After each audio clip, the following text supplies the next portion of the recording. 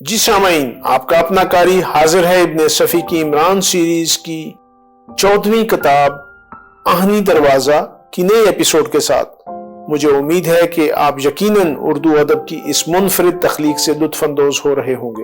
اگر آپ نے اس سے پہلے والی ایپیسوڈ نہیں سنی تو ہمارے چینل کی پلے لسٹ میں جائیں اور پچھلی تمام ایپیسوڈ سنیں اور اپنے لطف کو دوبالا کریں۔ آئیے سنتے ہیں عمران سیریز کی نئی ایپیسوڈ۔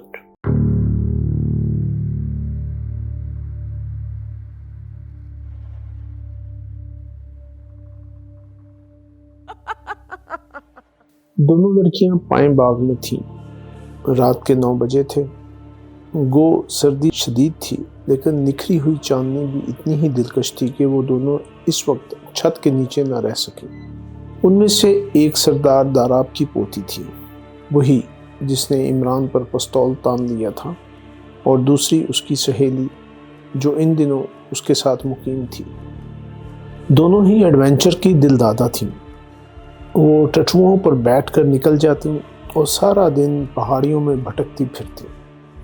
دونوں کے مشاغل اور شوق قریب قریب یکساں تھے۔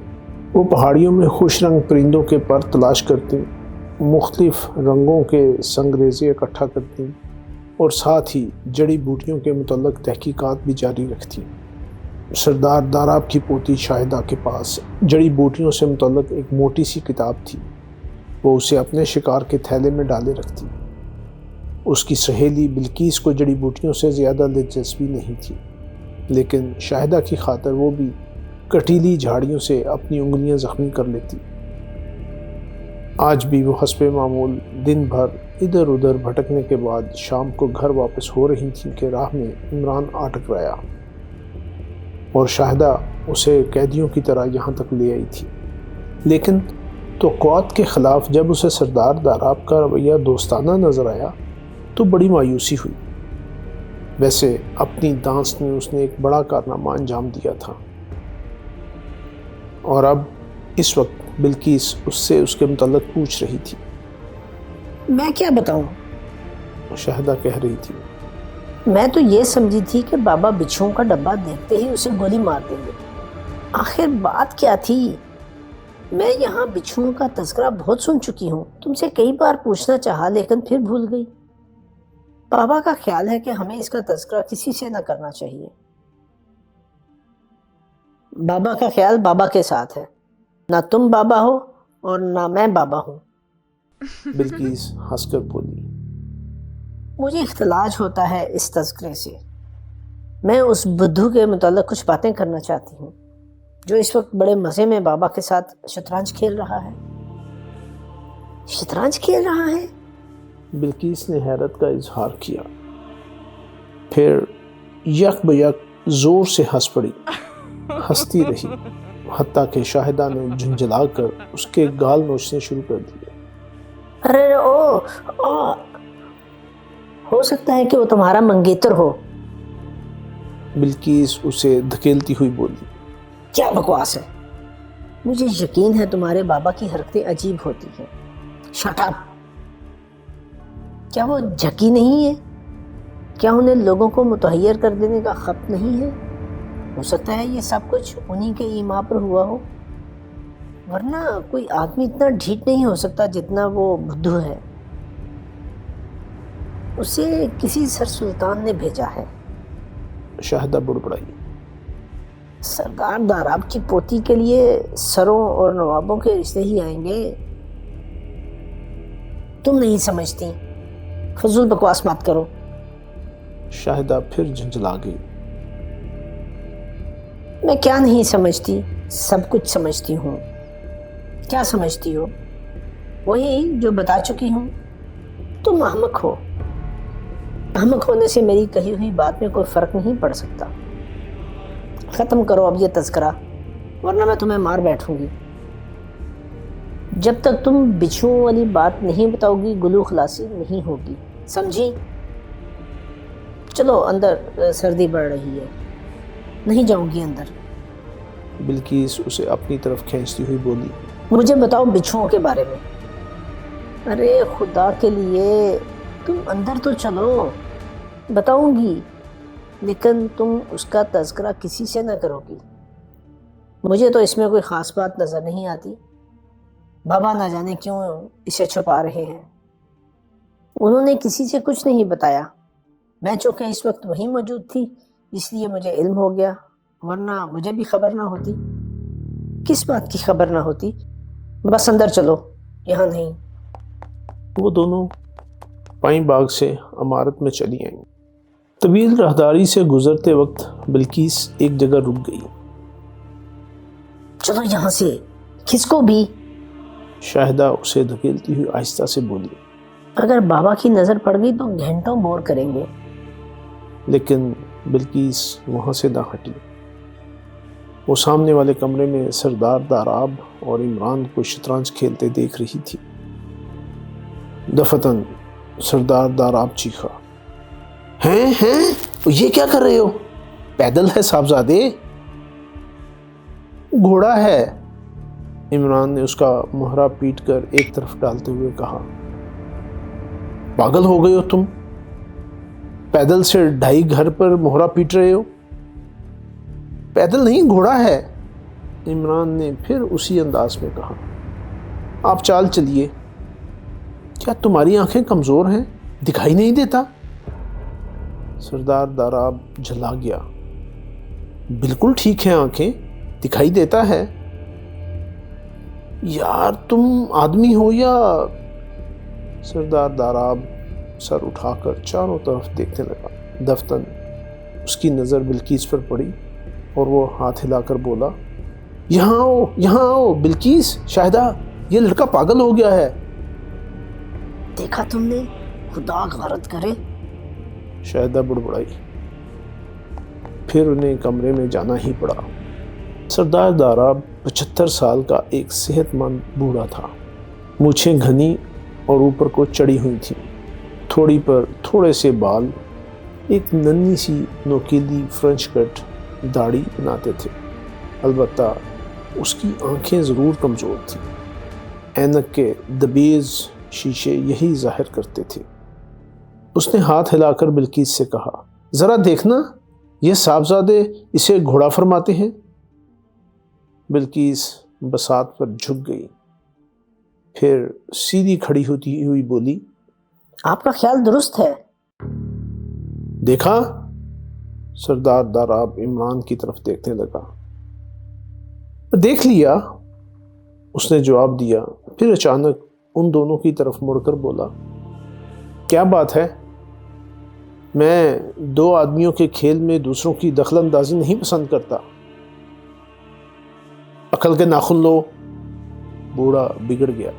تم عجیب آدمی ہو. میں کہہ رہا ہوں کہ اس پیدل کو ہٹا کر میرا مہرہ یہاں رکھ دو. آپ خام خواہ اپنی بات منوانا چاہتے ہیں. عمران نے بھی جھلاہٹ کا مظاہرہ کیا. آپ کو خام خواہ میرے گھوڑے کو پیدل بنانے سے کیا مل جائے گا؟ یہ گھوڑا نہیں ہے، پیدل ہے. بلقیس بول پڑی. میں آپ سے نہیں پوچھ رہا. میں نے آج تک کوئی ایسی عورت نہیں دیکھی جو شطرنج کھیلتی ہو یا حقہ پیتی ہو. اس لیے آپ کی بات کی کیا سند ہو سکتی ہے؟ آپ کریک ہیں. بلقیس نے کہا. Here you are. سردار داراب میز پر ہاتھ مار کر اچھلا. کریک بالکل مناسب لفظ ہے. کیا مناسب ہے؟ عمران نے برا سا منہ بنا کر کہا. یار کیوں بازی چوپٹ کر رہے ہو؟ سردار داراب اکتا کر بولا. ٹھہریے. عمران کوٹ کی جیب میں ہاتھ ڈال کر کچھ ٹٹولنے لگا. پھر دوسرے ہی لمحے میں وہ مہذب شیشے سے اس مہرے کو دیکھ رہا تھا جس کے متعلق سردار داراب کا دعویٰ تھا کہ وہ پیدل ہے. آخر کچھ دیر بعد اس نے مایوسانہ انداز میں سر ہلا کر کہا، آئی ایم سوری، یہ یقیناً پیدل ہی ہے. اوہ! سردار داراب ہونٹ سکوڑ کر رہ گیا. یہاں سے کھیل دوبارہ شروع ہوا. شاہدہ بلقیس کو ٹھوکے مار مار کر وہاں سے چلنے کا اشارہ کر رہی تھی، لیکن بلقیس ٹس سے مس نہ ہوئی. آخر شاہدہ جھنجھلا کر تنہا واپس چلی گئی. بلقیس کرسی کھینچ کر میز کے قریب بیٹھ گئی۔ بیٹھو بیٹھو، سردار داراب چونک کر بولا۔ مگر خیر آپ شہ بچیے جناب، عمران دھاڑا۔ کہاں سے شہ پڑ رہی ہے؟ سردار داراب اسے غصیلی نظروں سے دیکھنے لگا۔ یہاں سے، عمران نے ایک مہرے کی طرف اشارہ کیا۔ کیا میں اپنا سر پیٹ ڈالوں؟ سردار داراب اس کی آنکھوں میں دیکھتا ہوا بولا۔ پیٹ ڈالیے؟ عمران اس طرح سر ہلا کر بولا جیسے جوشاندہ پینے کا مشورہ دے رہا ہو۔ کس طرح شہ پڑتی ہے مجھے بتاؤ نا۔ اس فیل کی شہ، عمران نے لاپرواہی سے کہا۔ یہ فیل ہے؟ سردار داراب سوالیہ انداز میں دھاڑا۔ اپنی طرف تو فیل ہی کہلاتا ہے، اگر آپ کی طرف شتر کہتے ہوں تو چلیے یہی صحیح۔ دفتن بلقیس نے عمران کی جیب میں ہاتھ ڈال دیا اور اس میں سے مہذب عدسہ نکال کر عمران کے ہاتھ میں دیتی ہوئی بولی، نظر ثانی کیجئے۔ شکریہ، عمران نے کھردرے لہجے میں کہا اور مہذب شیشے سے مہرے کا جائزہ لینے لگا۔ پھر کچھ دیر بعد بولا، آئی ایم سوری مسٹر، یہ واقعی ٹٹو ارے گھوڑا ہے۔ بس کرو اب، کھیل چکے تم، سردار داراب ناخوشگوار لہجے میں بولا۔ یہ حقیقت ہے کہ آج تک شطرنج میں کوئی بھی میرے آگے نہیں ٹک سکا۔ ایسے بے تکے کھیل میں کون ٹھہر سکے گا؟ کیا فرمایا آپ نے؟ میں بے تکا کھیلتا ہوں؟ عمران بگڑ گیا۔ نہیں، بڑے تک سے کھیلتے ہو، کبھی پیدل گھوڑا ہو جاتا ہے اور کبھی گھوڑا فیل۔ ارے جناب، اچھوں سے غلطی ہو جاتی ہے۔ بات دراصل یہ ہے کہ میرے اپنے مہرے دوسری قسم کے ہیں، یعنی فیل پر اونٹ کی شکل بنی ہوئی ہے، گھوڑے پر ٹٹو کی، رخ پر مدھوبالا کی، وزیر پر بجو کی، بادشاہ پر الو کی اور پیدل پر شاہ فاروق کی۔ تو کہنے کا مطلب یہ کہ آپ کے مہرے دوسری قسم کے ہیں، مجھے دھوکہ ہو سکتا ہے۔ اس دوران میں بلقیس بے تحاشا ہنستی رہی تھی۔ اچانک عمران اس پر بگڑ اٹھا۔ آپ کیوں ہنس رہی ہیں؟ کیا میں الو ہوں؟ چلو یار، سردار داراب نے ہاتھ ہلا کر کہا، چال چلو، اس بازی سے میرا دل اکتا گیا ہے۔ عمران برا سا منہ بنائے ہوئے بساط کی طرف متوجہ ہو گیا اور بلقیس وہاں سے اٹھ کر پنجوں کے بل دوڑتی ہوئی شاہدہ کے کمرے میں آئی۔ وہ بستر پر جا چکی تھی۔ بلقیس کو اس طرح کمرے میں داخل ہوتے دیکھ کر اٹھ بیٹھی، مگر بلقیس ہنس رہی تھی۔ کیا بےہودگی ہے؟